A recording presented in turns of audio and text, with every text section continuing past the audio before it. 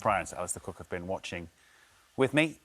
What's your immediate emotion here? Is it frustration, or do you take something from today? Where are you at, Matt Prior?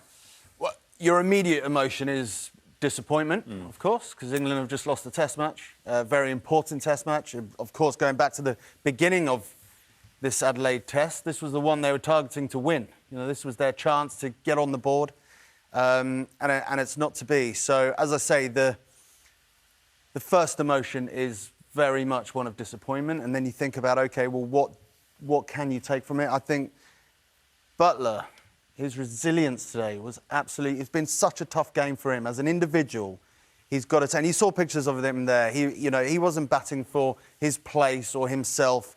He was trying to do a job for the team, and I was going to say he got close.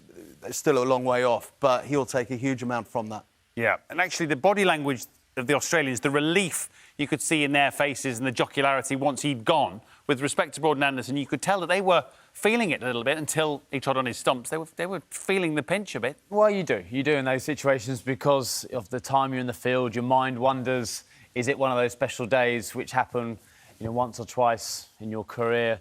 But ultimately, England are ruining the fact they've made too many mistakes in these two games. Too many. The fielding isn't as good as Australians. The decision-making, I'd say, off the field to get to this point hasn't been good enough, and you can't afford on a tour like this to make mistakes. It's such a tough tour anyway, and if you make, you stuff like the decision of the toss, all the stuff which has happened, it makes it very hard to do. So the players, it is tough for them. They've got a very tough couple of weeks now. We've got Christmas to deal with, as you do in terms of on tours with the families. It's great, but you've got Boxing Day. But they did show some fight. And full credit to the England guys for doing that. But this is going to be a tough couple of weeks. Yeah.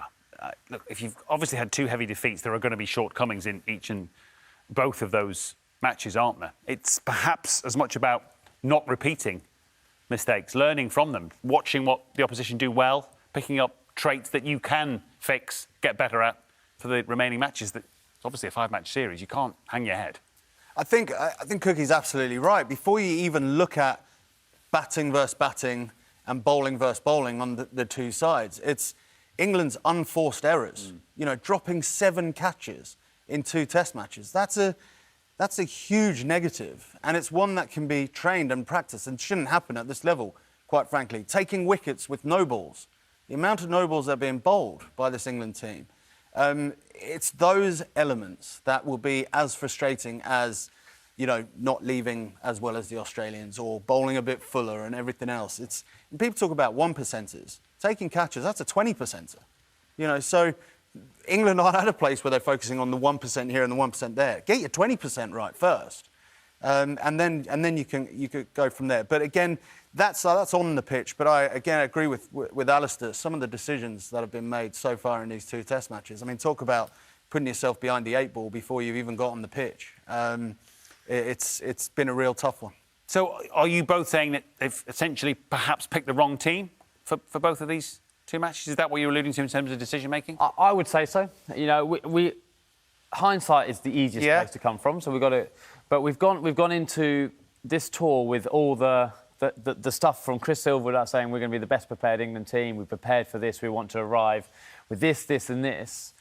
And yes, there's been some circumstances which they can't have avoided, like the COVID situation, which is different, I agree, the weather they had. So there's been a lot thrown in there. 2020 World Cup rescheduled, we put there.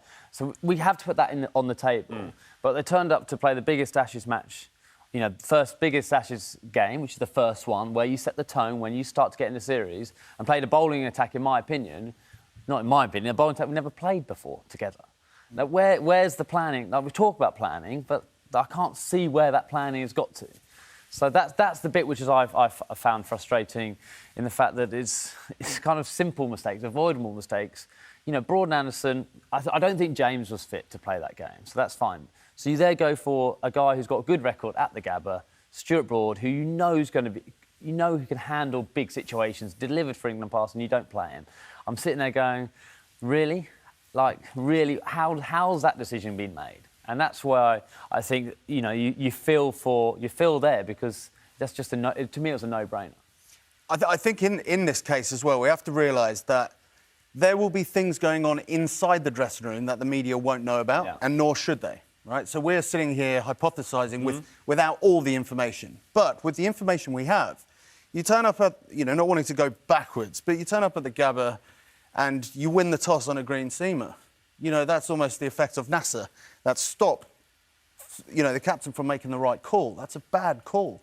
Going into, that test match on a green seamer and playing the spinner, but then you turn up at Adelaide, which is renowned for taking spin, and not playing the spinner. These are basic kind of decisions which don't make sense to us sat here. Obviously, there might be rationale and reasons that we have no idea what they are, and because we, not been told about them.